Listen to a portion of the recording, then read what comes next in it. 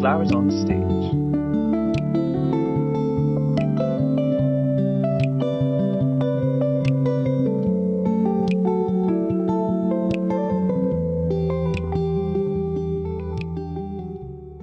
Being a band, I think my favorite part is like traveling the country, seeing so many places, meeting so many different people from different walks of life, seeing all the different cultures. I grew up pretty secluded in Alaska, and so I didn't really know anything about the rest of this country or the world, other than the few little trips I would take as a kid. But seeing the country has just really opened my eyes to all the people and all the attitudes and the culture and everything that's out there, and it's been really cool. It's totally changed my life just from that aspect alone.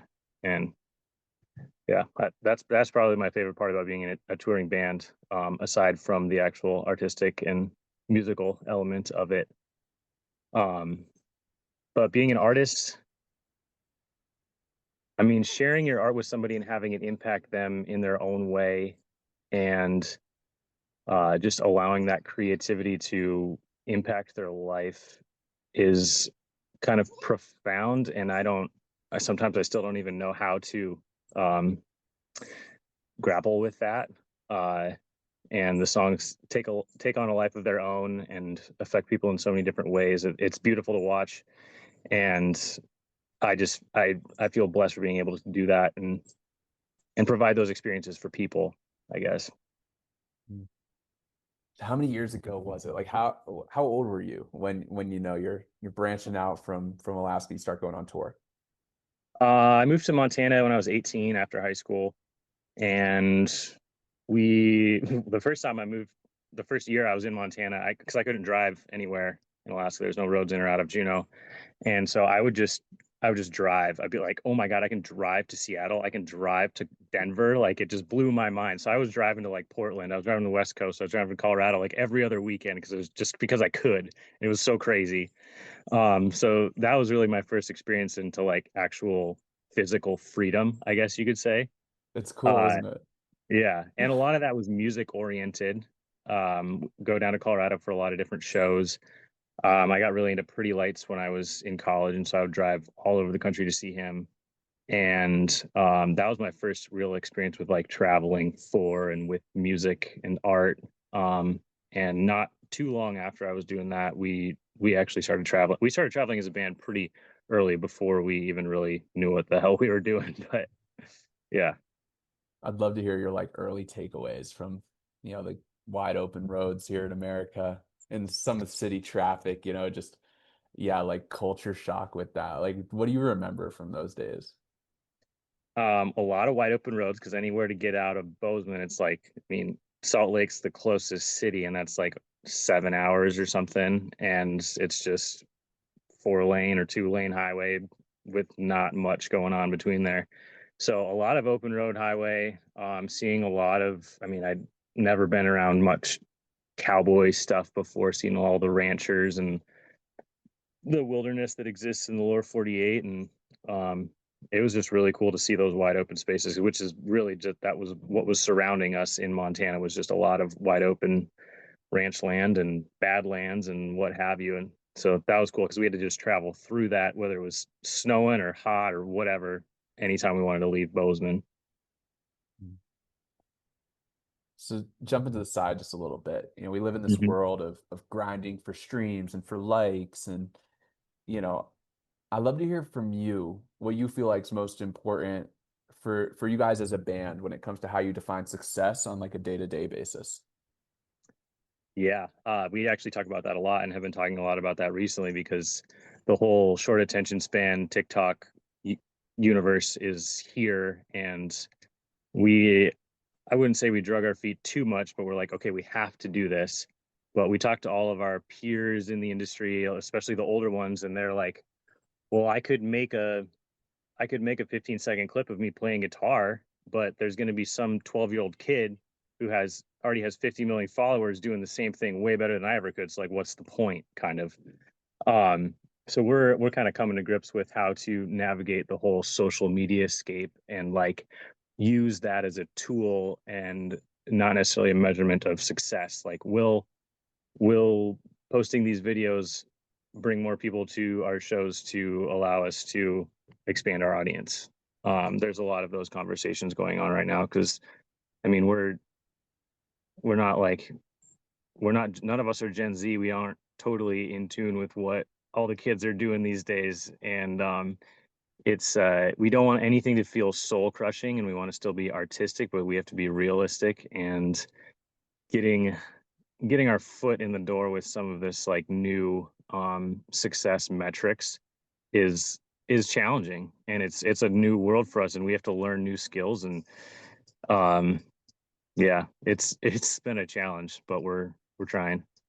Yeah, and it's a rabbit hole, like what even matters, right? Like this, like which metrics are vanity metrics, and like you mentioned, like actually getting an audience at a show. And it's like to me, it's such a grind, like seeing the an up and coming band, and even bands that are super established, like Kitchen Dwellers, and like what it takes, like oh my gosh, dude, defining success just like personally on a day-to-day basis is like to me such an X factor. Yeah, I mean, from an artistic perspective, I think success is creating art, and I don't know how you really measure that. And Mm. um, I mean, most famous artists weren't received until after they were dead, so I don't know how you even measure that while you're alive. But uh, yeah, I think you have because we have two things: we're artists and we're also we run a business. So it's like those are two totally different metrics of success. And for me personally in my life, it's like, can I feed my family and put a roof over my head and still raise children? Like that's sort of like my metric for success right now from a business perspective. I guess that's definitely more in line with that. From a soul perspective and art artistic perspective, I mean, I just want to let it keep happening and see where it goes because I don't know how to measure that as I don't know how to measure artistic success, I guess, with any number metric, but Neither do I. yeah. Well, hey, what like intangible, like personal qualities about a person do you think are most important when it comes to like being in a band or being a professional artist? Um being confrontational enough and not confrontational enough as just to create some sort of longevity out of your cohort of whoever you're with. I think we have a really good mix of that in our band, which is why we are still a band. uh I think, yeah, I think just being able to work with each other and like we all started out as friends first, and then we started a band, and even most of our crew were friends, and now they work with us. So I think that has a big aspect to why our morale and everything on the road is so high, and how we can sort of maintain those long tours and still be happy coming out the other end. It makes going to work fun. Being on the road is a joy because we're hanging out with our friends, which is awesome, and I would never want to change that. And the perfect dose of confrontation. Yes. So, yeah, branching like further beyond that, what would you say are like some of the most important traits you'd use to describe, like not necessarily with Kitchen Dwellers, but just your knowledge in general, like the ideal leader of a group? Yeah, well, I mean, we have, I guess, somewhat of a unique perspective because we don't really have a leader. Like Torin on stage is he sings the most. We'll often end solo sections with his work, but like we're all one cohesive unit at the same time. And I think because we're all aware of that, we all have to have leadership qualities, and we all know that we have to work together, and we know that we have to critique each other, and we have to be able to take criticisms, which is sort of that like balance of confrontation. You don't want to piss anybody off, but you also have to be honest with yourself and with everybody else around you, or bottle things up for a little bit and just pass on that confrontation to the next time, right? You know, there's a balance in everything, but we don't really deal with like a single person controlling anything. So it's really just a concept of balance, and we know each other so well that we can kind of like read each other's moods and mind, and a lot of the communication doesn't really even have to be said within the group because we kind of know what's coming or what to expect. Um, but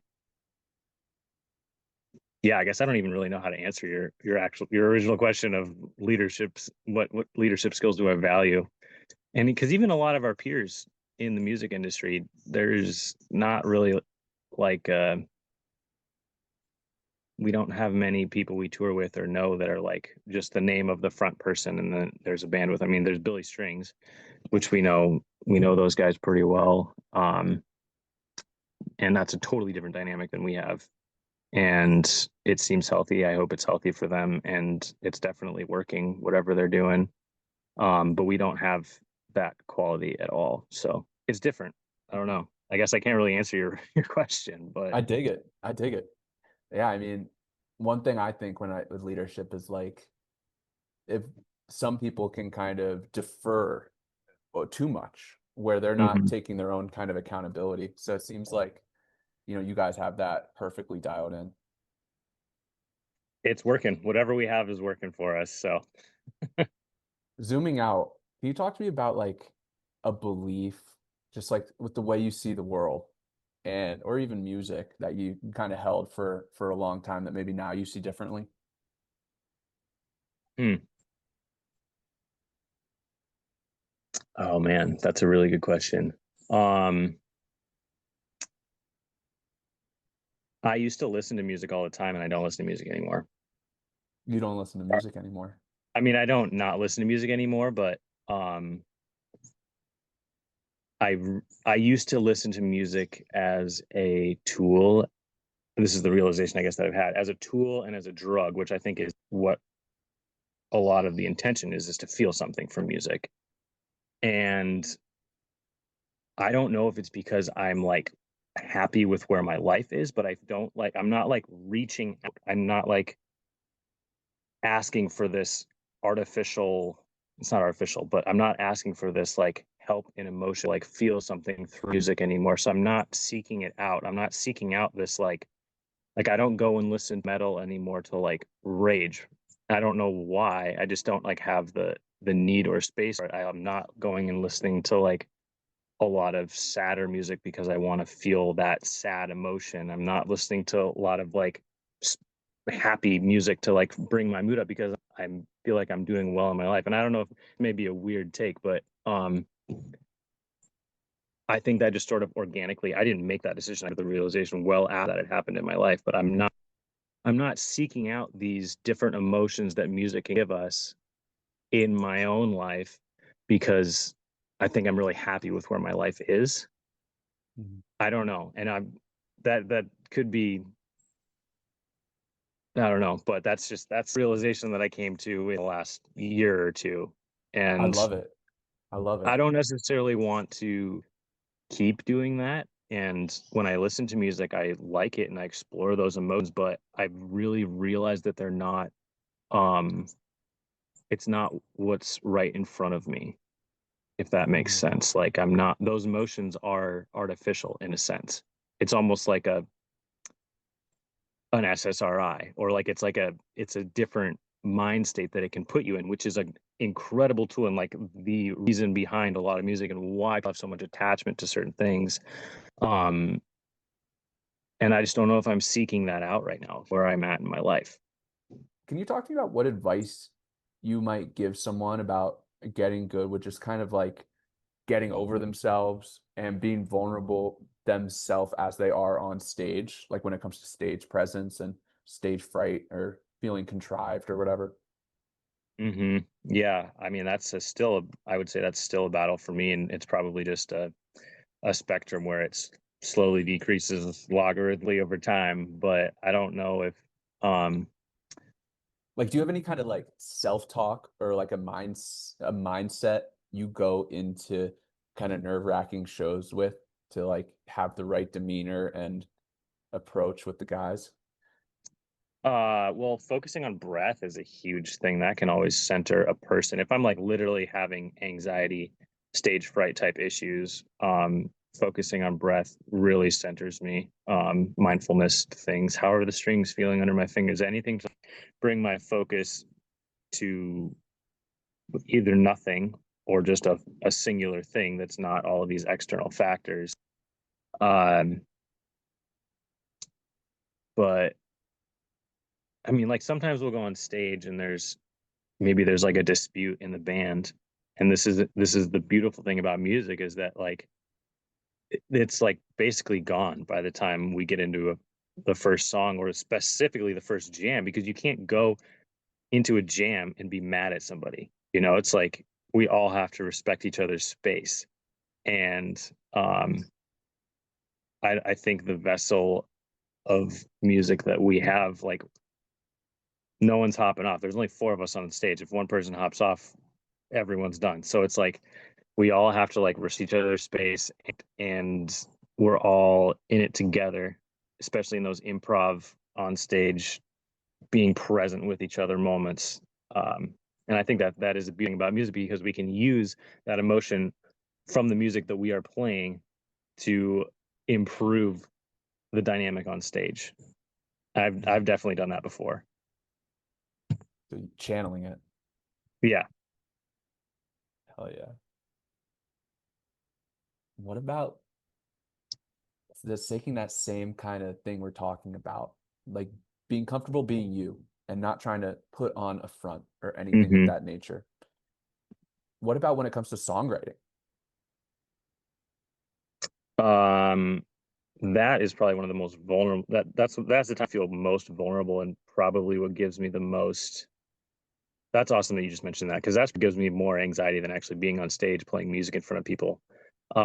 Because it's like the classic anxiety. Like when I'm writing, I'm thinking about like, oh, if I say this, this is gonna be here forever. What is this person gonna think? Are people gonna think the same 20 years from now? My brain just like snowballs and I'm like so stouting for like what I'm I think I have a huge um roadblock when it comes to like actually getting things down because I have a very critical mind and I just am thinking of everything that could be wrong with songwriting. And It's I like that definitely have balance not between mastered. being like non-confrontational and confrontational, but with yourself. Yeah, exactly. And that's honestly that's how my writing style has always been. Like I have a really, really hard time sitting down and just writing. Like that is a very difficult exercise and one that I'm probably going to work on for my whole life. Like all of the songs that I have written almost entirely, I don't remember writing them. They're just in my head, and then I have to get them out of my head onto paper or an instrument, and I don't know where they come from. And the only thing I can really do to like keep writing them is like keep writing some words after most of the song is already like there in my head. And so when that doesn't happen, I don't really know what to do because I'll sit down and try to write, and it's very difficult for me. Um, the only I have only written one song where I like actually just like sat down and like had write it out, and the only way I could do that was like I drank like two thick Maker's Neats, and I also honestly don't really remember writing that either because I was just like trying to like lose myself up to just like rid of the inhibition and just write because it was like a deadline. I think we were like getting in like recording, and I was like I have to do this, so I tried that and it worked. I haven't tried that again. Maybe I need to, but uh, but yeah, I don't know where I was going with that, but it's yeah, writing for me is it's really hard to get out of my own way and just like into a flow. So I've never really been in a flow state of writing. Like that's never, I don't think ever happened to me. Whereas Have you ever been able musically to just playing power music, through? it's totally different. Like when you go to the all the avenues of what ifs, like, getting overly critical of a song. Do you have memories of like Hmm. powering through and writing a good song, or is that just not the way? No, no, literally never. Good to know. So yeah, I'm in the point now where I just like I have to let them come to me, and it's I'm going to start working on getting through those barriers, but for right now it's just it's what's there, and if it's not there, it's there. Do you ever feel yourself like, having beginnings of burnout coming on? Like, how do you stay fired up about what you're doing? Hmm. I don't really think I've ever felt burned out. I felt burned out from being away from home and from family, but I haven't felt burnout from what we do at all. I love what Mm. we do, and So you never it's have to like get fired up about music or seek musical inspiration? mm, not really. I've Mm. never consciously thought about doing that. I will say, um, I just get really like first day of tour, first day of a show, especially if we have been off for a couple weeks. Um, or like after the studio, I get burned out in the studio. I take that back. I definitely get burned out in the studio. Um, but like after those long sessions, like after being home for a while and like get back with the guys and we're warming up to go on stage, it's like I'm freaking fired up, man. I'm so excited to go play music with my friends. It's awesome. I feel so I value that so much and I feel so blessed to be able to do that for a living. It's incredible. But I definitely get burned out in the studio. That is the that's a dark place for me sometimes. Not a dark place, just a I don't know, kind of like a flat line. I just kind of burned there.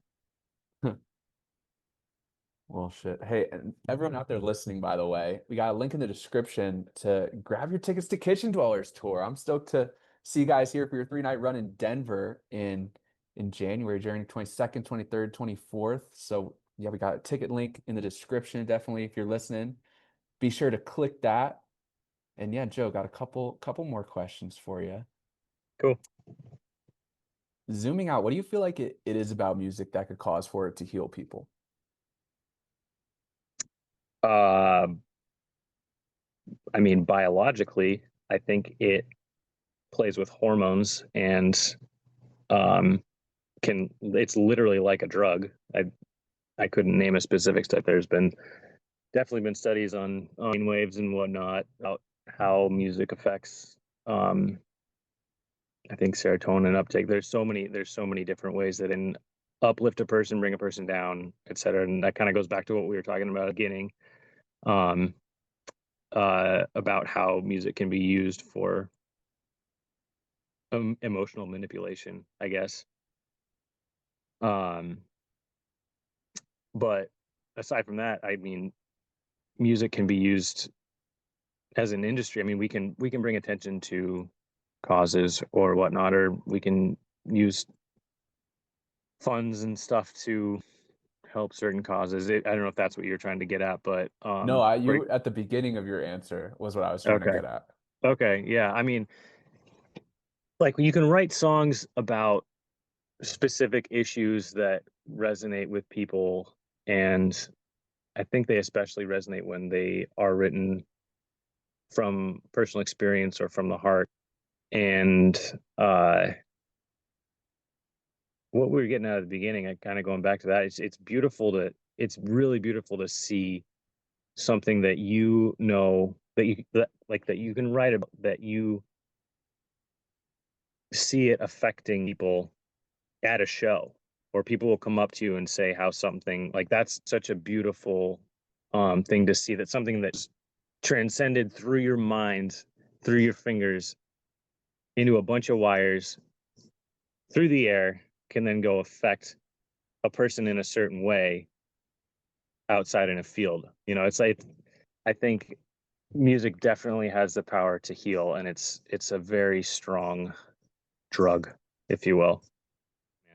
The way It's all like it's a collective consciousness, a collective conscience, and or consciousness, collective consciousness, and we see that so much in the jam space specifically. We feed. I mean, I call it, and a lot of people call it feeding off of the crowd's energy or whatnot, but I really think it is like a collective. Like, if the crowd is stale, we're going to be stale. It's hard. Like, that's a point where we can't power through a crowd that doesn't want to be there. We can't we don't really have that like um way to arouse a crowd unless they're ready for it and they want to. Like